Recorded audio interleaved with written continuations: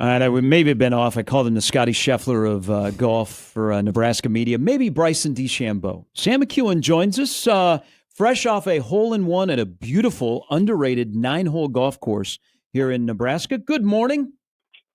Good morning. How are you guys doing? Good. Let's talk about this. Okay. Because I've never played there, but a couple of my friends have. And we're talking about the Crofton Lakeview Golf Course, which in the background, it overlooks Lewis and Clark Lake. But I think where you were playing, the hole that you got your hole-in-one, that's the Gavin's Point Dam behind you, right? Yep, pretty much. Yeah, it's just off to the right. I don't know if people can see it in the Twitter photo, but it's just to the right of the view, and the lake extends from there. So the full extension of the lake is in the background. Really pretty hole, pretty course. Yeah. You know, lots of hills, lots of trees, except for that hole. That hole opens up to the lake. So that's sort of the signature hole, and it's kind of different from all the other holes on the course, and not in a bad way. And I took a photo of it before I hit my shot. Oh, and so that photo is like, oh, isn't this pretty? And then I hit the shot, and then it went in, and I was like, wow. If you're gonna get a hole-in-one, you might as well get it on a course that looks like that. How does it rank in the top 10 of moments of life for you?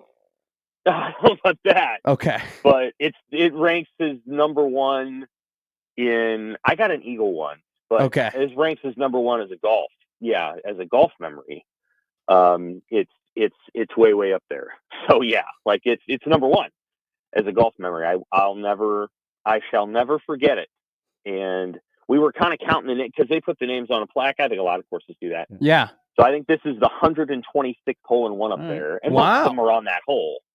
It's a 9-hole course, so there's 2 par 3s, and then there's a reachable par 4, and I assume there's been a hole-in-one on a couple times on that hole as well. Yeah, my grandfather got a hole-in-one, but nobody was there, so we definitely are doubting the validity of that. But I'm glad you were with people to confirm that this happened. Yeah, yep, I was too. It's always kind of cool. The second closest I ever came was Westwood, number 5, and if anybody's ever been to Westwood, they know that's about an 89-yard pitch and putt hole.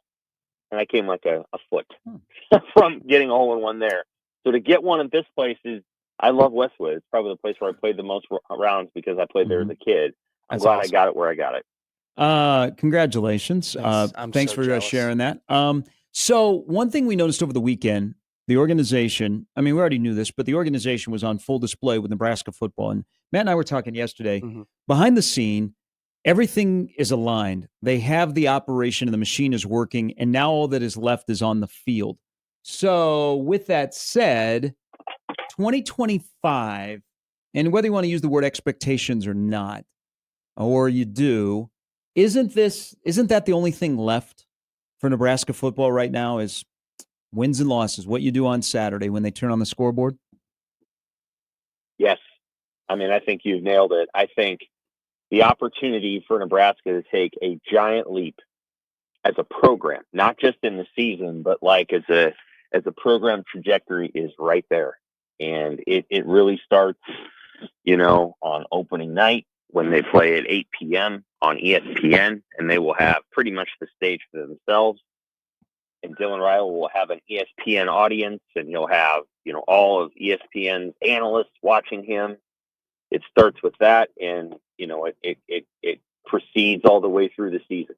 So this is an incredible opportunity for Nebraska, and not every year is built like this. I think this year is built like this.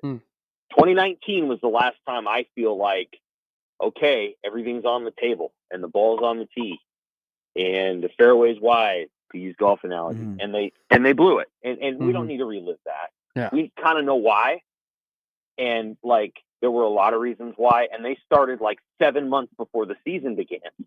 This has been a really quiet off season for Nebraska. I think it's been a productive one, and I think they're just ready.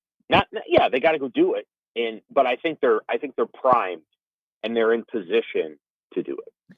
Sam, $20.5 million with rev share. I'm not going to ask you to tell us, what program is going to get what exact amount of money. But I think we all are understand that it's going to be football, basketball, and volleyball as the top three earners. But let's talk about the four other sports in terms of baseball, softball, wrestling, and women's basketball. Okay. What do you think those programs are going to have to do to try and get what they might think is a fair share of the slice of the pie? And do you think that it'll be a fluid process from year to year in terms of what those programs receive, if any? I think it could, in theory, be fluid if you suddenly have a team that's off the charts and Sure. and is taken off, and the baseball team made the College World Series 3 years in a row, and things like that. So it's an interesting discussion, and it's College World Series week and all the rest, so it's kind of hard to get to it right at this moment. But I've really been thinking about how to write about this and how to talk about it. And so I like the way that you asked that question. Thank you.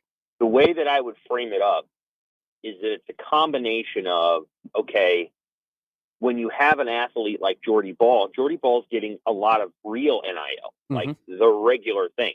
Now, is she going to share in the revenue? Of course. Yeah. But she's actually she's maybe the highest paid athlete maybe it's a volleyball player. I don't know, but Jordy's way up there, because Jordy has, lots of commercials. And so I'm guessing that Jordy and Dylan Raiola are the highest paid athletes on campus.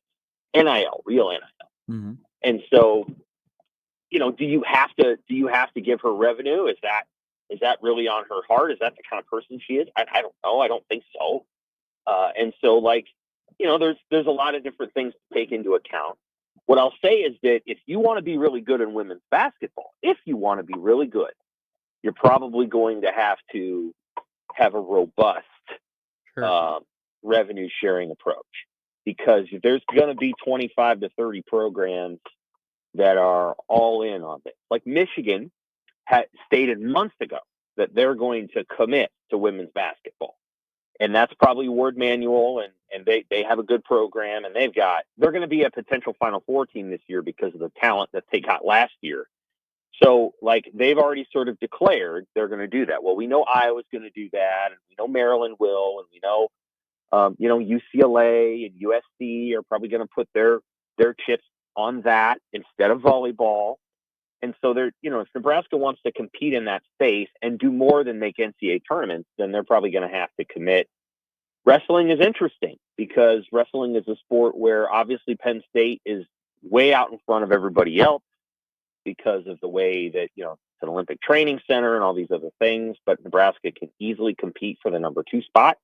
They just got an incredible transfer who's probably going to be an immediate contender for a national title at a low weight. And Nebraska's not necessarily had a lot of great lower weight guys.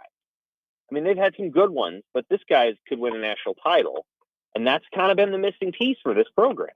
They've had guys that could compete at pretty much every weight except heavyweight and that lowest weight. And so this is an opportunity for Nebraska to basically make a run at potentially beating Penn State this year. I don't know that they will, but they'll have a chance. So the question becomes success. Do your superstar athletes have their own NIL deals? And then, and this is the piece where I think volleyball matters. You heard Troy Dannon go on the radio last week, and talk about how there are donors who give $100,000 or whatever, and they weren't able to get season tickets, right? Or something. The reason that volleyball is a good investment isn't necessarily because a lot of other teams are going to invest revenue sharing in volleyball. It's because Nebraska fans and donors value that team so much that they're willing to give a lot of money to get season tickets in that arena. And so that team remaining dominant, especially hosting 2 weekends of NCAA tournaments, really, really behooves Nebraska continuing to be good, because think about how much money they make off of those 2 weekends in the NCAA tournament where you get to, send the team off to the Final Four. And so there's a donor relationship with Nebraska volleyball that's really key. And that'll be something worth watching. I could make the argument that Nebraska women's basketball actually needs the money more to compete with, say, UConn. But I don't know that but if you go to a Nebraska women's basketball game, and I say this as a person who follows women's basketball probably more closely than most, I'm a voter in the polls. So, like, I like Nebraska women's basketball, but you can go and you can get a seat. Yeah. Like, that's just reality. And so some of this is the relationship that Nebraska has with its donor base and what they value. And they value the volleyball team. And so my sense is the volleyball team will continue to be supported, rightfully so. But there won't necessarily be like 25 teams that say, we're going for the natty in volleyball. Mm-hmm. They're going to let Nebraska have that spot, kind of like Penn State wrestling, and they're probably going to pour their money into women's basketball. So I'm guessing things got a little tougher for Amy Williams, but I think she's got the players and the program to get back to the NCAA tournament every year. What do you think the identity of the current Nebraska athletic department is with their athletics, and how close is that to what Dannon envisions? I think that the identity is to some degree always tied to what your football program is and who its leader is. Although not entirely. I think football was kind of chaotic under Frost, and I don't think the athletic department was in total chaos. But we did see, an athletic director let go, and we did see complete turnover. I think at this point, what I would say is that the athletic department identity is tied a little bit to Matt Rule, a super organized, very intense guy that wants to win. And is willing to say we need the staff in order to make that happen. And then I think the other identity is tied to just elite performance in what you would call the Olympic sports. And technically volleyball belongs to that. I'm not saying that at Nebraska it's merely an Olympic sport, but it does technically belong to that. And so like wrestling is an Olympic sport, things like that. And so Nebraska's elite in those sports. Everybody knows what the basketball identity is. Obviously, Amy Williams has got it in the spot that if the men's basketball program were in that spot, they would build a statue to Fred Hoiberg. Mm-hmm. So, but that's the area where, that's the one sport, basketball, you want to get a little bit better there. Sure. So, yeah, I think that's the identity. I don't think it's far from where Dannon wants it.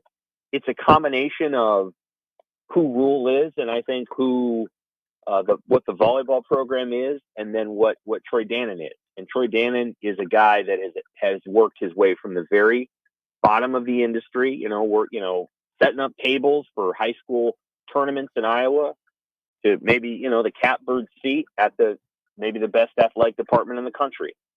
And when you're able to combine somebody who's got the financial expertise of that role, but also has the memory of what it's like to be at the very bottom mm-hmm. and like do the most basic jobs, I think that's a pretty good combination. And Rule knows it too. Like Rule makes $8 million a year, but he'd tell you that his first job, which I think was at some small school in Pennsylvania, he was probably mowing the field. I don't know what he was doing. He was having to do the menial task that Murray State's baseball coach does. Murray State's baseball coach mows his field. So, we mentioned that. When you're at the lower level of athletics, you're doing a lot more. And I always like having, if I'm an AD, I want coaches who have done all that. Because you understand what it's like to have a little, and then you understand how to appreciate having a lot. And Rule does. Sure. He asks for a lot, but he appreciates having. How difficult of a situation is an athletic department like Indiana in right now? Because they have what I would maybe consider lightning in a bottle in a football program, but they are one of the most storied basketball programs. What the hell does a department like that decide to do? I think you have to try to leverage your relationship with Adidas and have Adidas help you get some of these basketball players on NIL deals, and instead of using the revenue. Now, maybe, we don't know yet, Matt, how far, for example, how far is $12 million going to go versus $15 million? Yeah, great point. It may be that $12 million and $15 million roughly get you about the same program. We don't know yet, and so like it may be that as we walk through this, there's a right size quality to it where somebody arrives at, what? It didn't have to be this percentage. We feel like we can get done what we need to get done at a slightly lower percentage, but that additional money really changes the basketball program. Tom Chattel has a good column today about that, about how if you're going to do it in basketball, you're basically going to be getting a guy for $1 million for a whatever. So let's say if he was there for 3 years, maybe you get a little discount. Maybe it's 3 years at $2.5 million. Well, if you get the right guy, and the right guy doesn't, and it's a revenue sharing deal, and the right guy sticks around, doesn't go to the portal, and you get 18 points a game out of that guy for 3 years in a row, well, it might be worth it to give a little bit more money to your basketball program, especially if you're Indiana. So I could see Indiana, sitting down with D-Rock and what is it, Signetti? Yep. Mm-hmm. I was thinking of a character from a movie. I couldn't remember his name. So and saying, hey, you know what, Kurt? How about you get 12, and we give the basketball team, 7. Yeah. I'm like, how about we do that, and we just see what happens, that kind of thing. But I could also see Indiana going to Adidas and saying, we need to leverage our relationship, and we need to have $1.5 million from you guys. Remember, apparel deals can be shaped all kinds of ways now. Like if you want to say, hey, we'll go back, instead of giving us the cash, let's restructure this deal, and let's restructure it for $1.5 million of our cash deal is instead going to become $1.5 million in revenue sharing for our student athletes each year, and then they're part of your advertising campaign. The NIL Go initiative is much easier on public companies like shoe companies than it is on signing autographs for 37 people at a party. Yeah. So that's a way that you can kind of work around it. It does put Adidas in a position, or the shoe company in a position of having a lot more power and leverage than you may not want them to have. But I could see Indiana doing that. I could see Kentucky doing it with Nike, and making that life a little bit easier on the basketball program. Going to be an interesting time. Sam, congratulations on the hole-in-one. Welcome back. Have a good week. Will we see you here in Omaha covering the series at all? Absolutely. I'll be there Saturday night. Bam. The March game, Arkansas LSU. I do that every year. I cannot wait. It is going to be the stars are going to come out, and I'm going to guess that the winner of that game is going to have an incredible opportunity to win the whole thing. Yep. We'll see you then. Thanks, Sam. All right. Take care.